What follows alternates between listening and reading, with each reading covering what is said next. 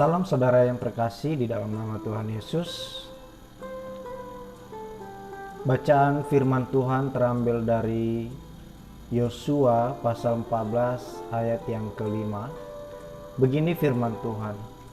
Seperti yang diperintahkan Tuhan kepada Musa, demikianlah diperbuat oleh orang Israel dan dibagi-bagi merekalah negeri itu. Saudara yang terkasih, sebelumnya mari kita bersatu di dalam doa. Segala puji syukur kami kembalikan kepadamu. Terima kasih Tuhan untuk berkat-berkat dan kasih karunia yang Tuhan limpahkan dalam hidup kami. Pada saat ini kami ingin mendengarkan firman-Mu, berkati kami sehingga kami boleh melakukan firman-Mu. Dalam nama Tuhan Yesus, haleluya, amin. Saudara yang terkasih, tema kita pada hari ini, respon hati menentukan berkat. Ketika doa-doa belum beroleh jawaban dari Tuhan, seringkali sikap hati seseorang langsung berubah.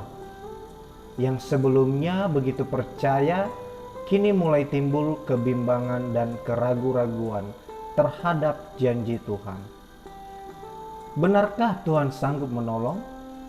Apakah janji Tuhan itu hanya berlaku bagi orang-orang di zaman Alkitab dan tidak lagi relevan dengan kehidupan orang percaya yang hidup di zaman seperti sekarang ini?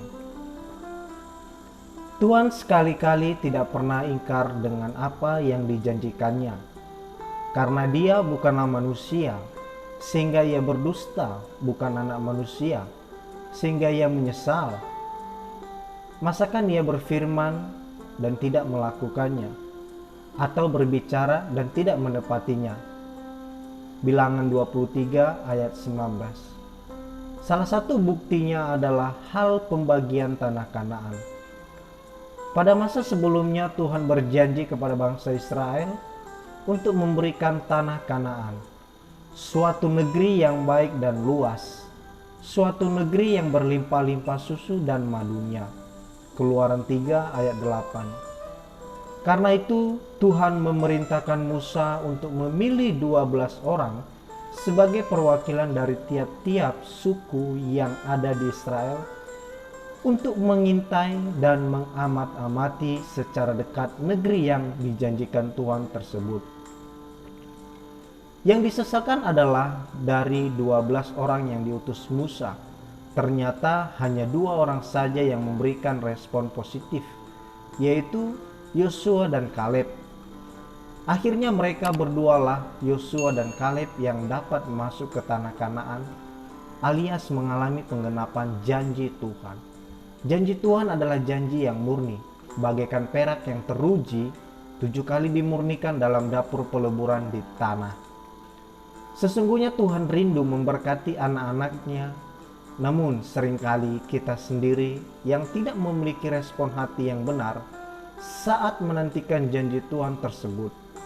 Kita bersungut-sungut, mengeluh, mengomel, pesimis, dan tidak lagi sabar menanti-nantikan Tuhan.